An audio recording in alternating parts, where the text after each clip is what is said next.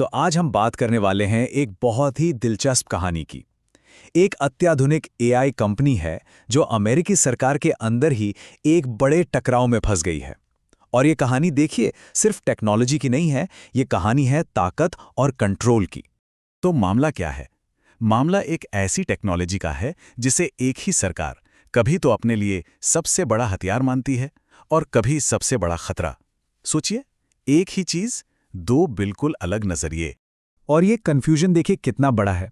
एक तरफ है पेंटागन मतलब रक्षा विभाग जो इस एआई कंपनी को ब्लैकलिस्ट कर रहा है, और दूसरी तरफ है ट्रेजरी विभाग जो अमेरिका के सबसे बड़े बैंकों से कह रहा है कि वे अपनी सुरक्षा के लिए इसी कंपनी की एआई का इस्तेमाल करें। मतलब एक ही सरकार, एक ही टेक्नोलॉजी और दो बिल्कुल अलग अलग बातें। तो सवाल ये उठता है कि आखिर ये कौन सी टेक्नोलॉजी है, कौन सा एआई है जिसने सरकार को इस तरह दो हिस्सों में बांट दिया है। चलिए जानते हैं। और सबसे दिलचस्प बात तो यह है कि कंपनी खुद कह रही है कि उनका ये नया मॉडल क्लॉड मिथोस इतना खतरनाक है कि इसे सबके लिए जारी नहीं किया जा सकता। मतलब कंपनी खुद मान रही है कि इसकी साइबर अटैक करने की ताकत इतनी ज्यादा है कि इसे अभी खुले इंटरनेट पर छोड़ना ठीक नहीं है। अब देखिए, मिथोस की ताकत को समझने के लिए हमें जीरो डे वल्नरेबिलिटी को समझना होगा। ये क्या होता है? अच्छा, मान लीजिए कोई सॉफ्टवेयर है, उसमें एक ऐसी सीक्रेट कमी या कह ले कि गुप्त दरवाजा है जिसके बारे में उसे बनाने वालों को भी नहीं पता, और हैकर्स वो इसी दरवाजे का फायदा उठाते हैं इससे पहले कि कोई उसे ठीक कर पाए।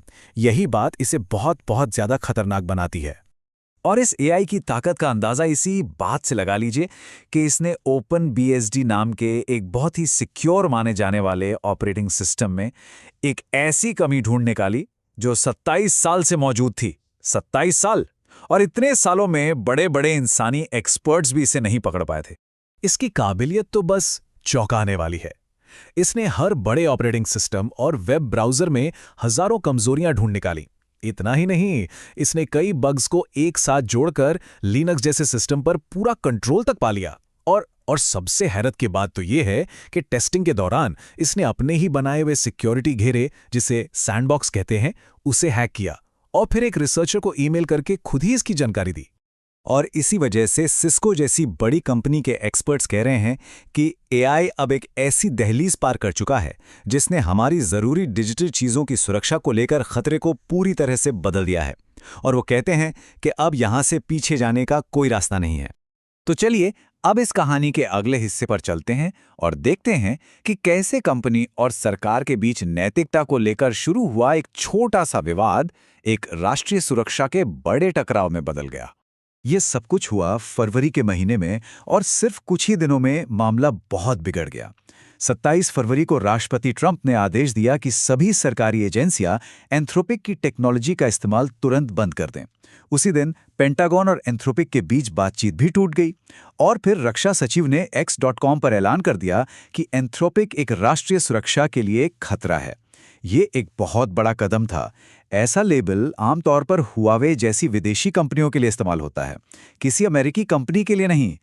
तो ये पूरा झगड़ा आखिर था किस बात पर? देखिए, पेंटागन चाहता था कि उन्हें इस एआई मॉडल का पूरा और बिना किसी रोक-टोक के एक्सेस मिले ताकि वो इसे किसी भी कानूनी काम के लिए इस्तेमाल कर सकें। लेकिन एंथ्रोपिक ने दो बातों पर अपनी सीमाएं तय कर दी। एक, वो इसे बिना इंसानी निगरानी वाले ऑटोनॉमस हथियारों के लिए इस्तेमाल नहीं होने देंगे, और दो, वो अमेरिकी नागरिकों की बड़े पैमाने पर निगरानी के लिए भी इसका इस्तेमाल नहीं करने देंगे।